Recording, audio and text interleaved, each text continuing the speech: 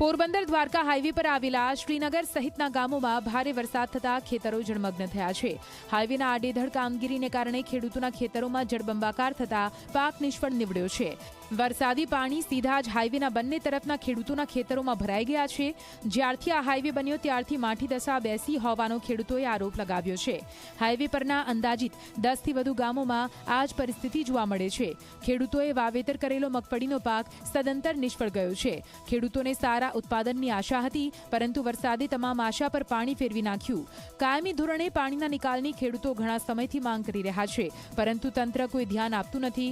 હાલ તો ખેતર પાણીથી તરબોળ થતા મોટા પાયે નુકસાન થયું છે, જેથી ખેડૂતોએ સરકાર સમક્ષ સહાયની માંગ કરી છે।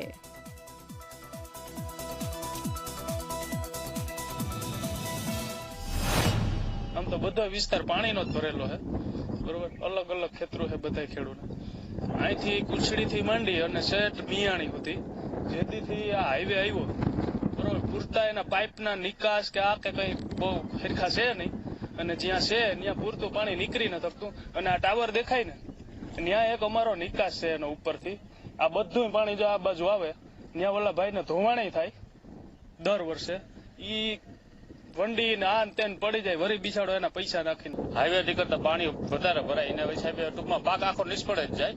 આથી શેઠ કાટેલાથી શેઠ મ્યાણી સુધી બધી ઈ જ પરિસ્થિતિ છે આખી।